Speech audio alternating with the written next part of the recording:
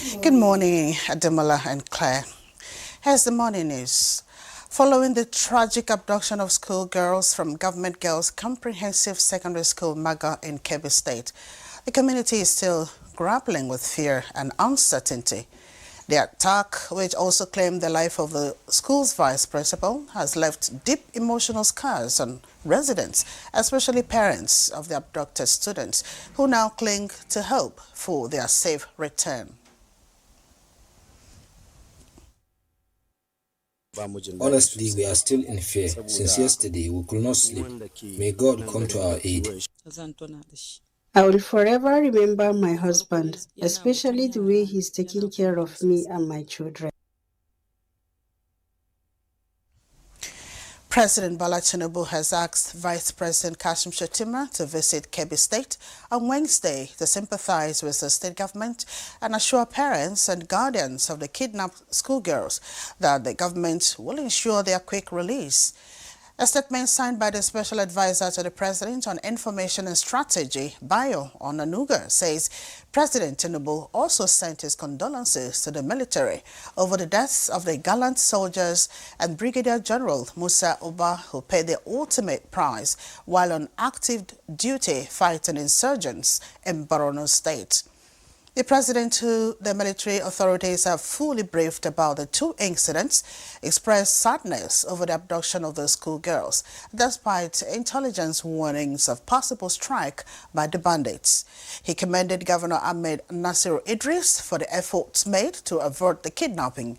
President Tinubu urged communities across the country, especially in areas facing security challenges, to share information and intelligence that will help the military, the police, and the DSS to make the communities safe. The Nigerian Senate is reacting to Monday's abduction of 25 female students in Kebbi, asked the armed forces to immediately recruit at least 100,000 personnel to confront the challenge of insecurity. The Senate also condemned the abduction and sympathized with families of victims.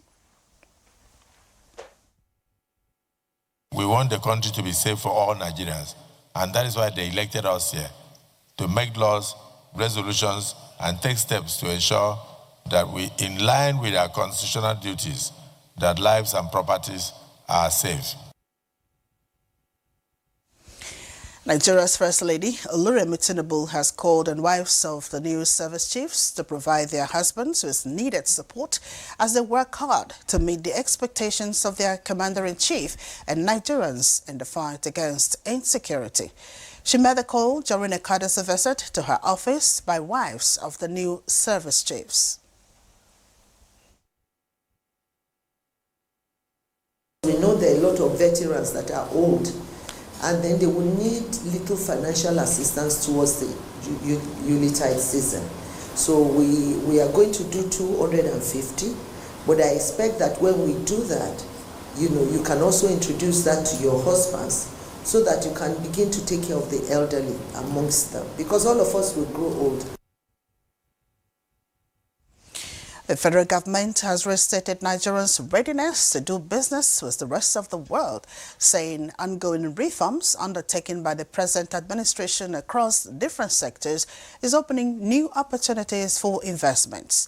Vice President Kashim Shettima stated this when he received a delegation from the Advanced Energy Partners, led by Chairman of the consortium, Senator Abu Ibrahim, on a courtesy visit to the presidential villa. The present administration had created the enabling environment for businesses to thrive. All the bureaucratic bottlenecks, the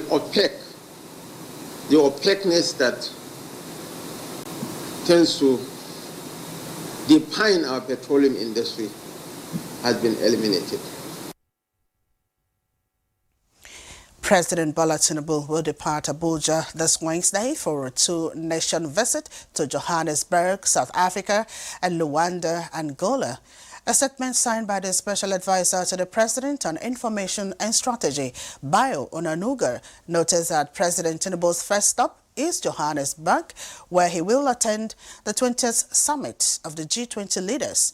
After the summit, he will proceed to Angola for the AU-EU summit. President Cyril Ramaphosa, the South African leader, who also serves as the current president of the G20 group, invited his Nigerian counterpart to participate in this year's edition. President Luiz Inácio Lula da Silva of Brazil had, during his presidency of the group in 2024, equally invited President Tinubu to Rio de Janeiro. The summit, scheduled to take place from Saturday, November 22nd to Sunday, November 23rd at the Johannesburg Expo Center, brings together leaders from the world's top 20 economies, including the European Union, the African Union, and financial institutions, amongst others. The battle for the control of the leadership of the People's Democratic Party, PDP, took a disturbing dimension on Tuesday as two factions of the National Working Committee clashed.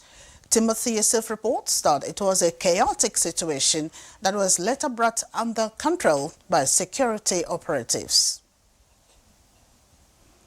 We are willing to lay down our lives to protect our office, to protect our democracy, to protect our mandate. Our chairman has given explanation. We are not just here to cause trouble or this is our own place. And a bill seeking to reduce the age limit to 30 years for aspirants seeking election into the Senate and office of Governor of a state has passed second reading in the House of Representatives. The Constitution Alteration Bill, sponsored by Representative Martins Essen, received overwhelming support in a voice vote on the floor. The member of this House at 25 years spends 2 terms in the House of Representatives. He will be 33 years and he will still not be qualified to go to the Senate or to become a governor. So I think that this Honorable House should look into it.